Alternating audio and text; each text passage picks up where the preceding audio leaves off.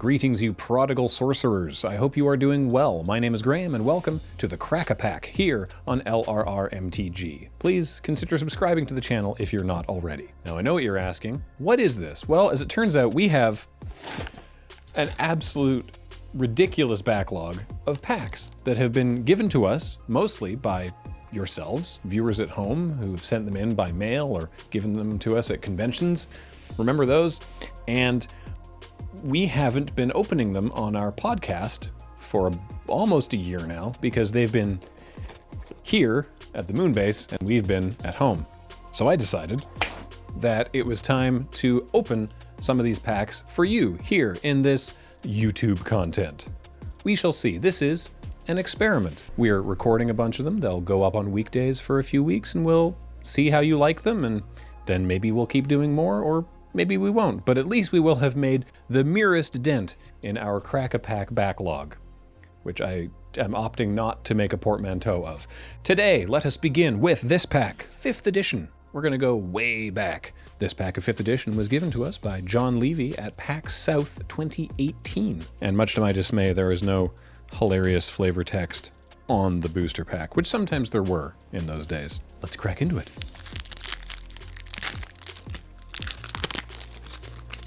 Ah yes, white border. How could I forget? Now there's no expansion symbol and I have no idea how the packs are collated, so I am probably not gonna know which is the rare. Actually, I will either have no idea what the rare is or it will be glaringly obvious. I guess we'll find out. The first card I'm looking at here is good old Dark Ritual, which is a special kind of card called a mana source.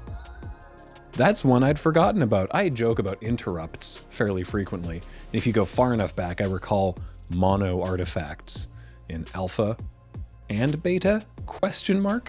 But I forget that mana source was a card type at one point. Anyway, Dark Ritual, sweet art. Just feel free to @ me. I don't like white border that much. This takes me back though. Already feeling the nostalgia for this. Next up we have Zephyr Falcon. 1 in a blue for a 1/1 Falcon, which I believe is now a bird. Flying and attacking does not cause Zephyr Falcon to tap, which would later be known as Vigilance. So 2 things on this card are now incorrect. So far we do not have a card that is printable today between this mana source and this falcon. When they printed Soraya the Falconer, there weren't even that many falcons in Magic, so I'm glad she got her retcon to just being bird friend.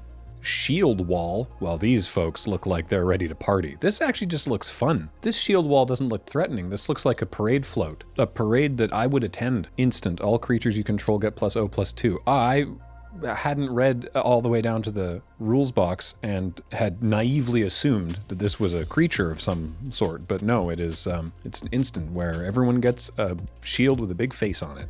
Next we have Stream of Life, which is just gain a bunch of life, gain X life. It's like Fireball, but for life, and you can point it at any player. Does anyone play this? Even in Commander? Does anyone be like, I'm gonna make that person gain so much life right now? Haha. Does it? I feel like that's not a thing. Oh good, it's Fog. Good old Fog. Single green, instant, creatures deal no combat damage this turn. You gotta admire it's either bravado or stupidity of this person in the foreground, just being like, well, I can't see anything, but I've got my dagger and my club and we're going into the fog. Wow, speaking of nostalgia, Mons's Goblin Raiders. Mons's Goblin Raiders. Generally, I think people just say Mons. Mons Goblin Raiders. They're a 1/1 for 1. There's so much flavor text on this. The intricate dynamics of Rundvelt goblin affairs are often confused with anarchy. The chaos, however, is the chaos of a thundercloud, and direction will sporadically and violently appear. Pashulik Mons and his raiders are the thunderhead that leads in the storm. Okay. And it would be decades before we would actually see Pashulik Mons on a card, but we would.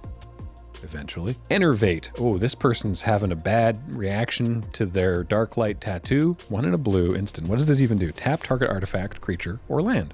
Draw a card at the beginning of the next turn. Hey, hot take, I don't think this card's very good. It's called Enervate. I guess the art is just like, I'm so amped up by this tattoo. Which, fair point. I've not gotten a tattoo myself. Maybe that's a thing that happens. Probably not. Scavenger Folk. Hey, 1/1 for a single green. Green and tap and sacrifice scavenger folk, destroy target artifact. Literally never seen this card in my life. Huh. Hey, good news for Soraya players out there. We've got a second Falcon.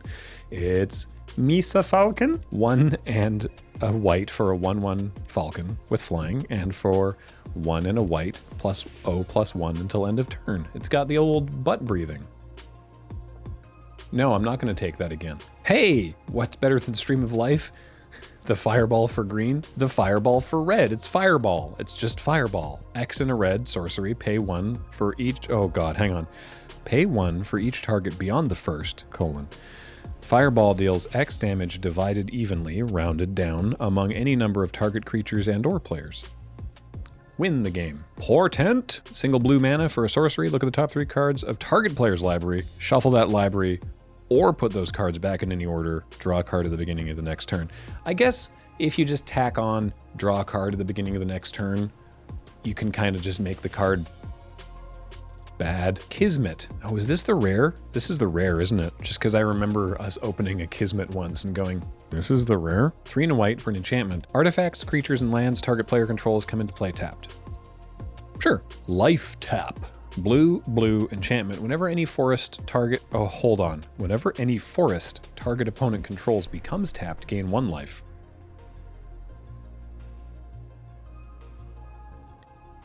That's quite bad. Orcish Artillery. I know I pronounced that weird. I'm sorry.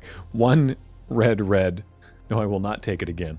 For 1/3 orcs, tap Orcish Artillery deals 2 damage to target creature or player and 3 damage to you. Boy, their catapults must just shake themselves apart.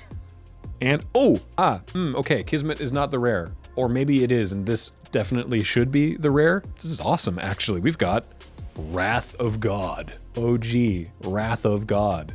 2 white, white. Bury all creatures. Back when bury meant a thing, it was destroy and it can't be regenerated. Dang. That's still cool art. It's just like, no, sorry, all of you, get out. Wrath of God would also be my first pick if this was a draft. I mean, that was going to be funnier when it was like obvious that none of these were great cards, except that like, oh, even if that wasn't there, I'd take Fireball. I might even take Orcish Artillery if I'm being completely honest, but that's just because it seems very silly. But yeah, I would take Wrath of God, which is also the reason that this pack is, at time of recording, worth over $10, because this particular Wrath of God is worth like $6.75. So hey, not bad. Thanks for joining me on this first crack a pack. Hope that you liked it. If you do, please follow the channel for more, because there will be more, at least for the next little while. And then if you really like this, then more even after that. What a great sales pitch. Everything we do here at Loading Ready Run, of course, is brought to you by you and your kind support of our Patreon at patreon.com/loadingreadyrun. Shoutouts to Corey for the edit, and we will talk to you next time. Later.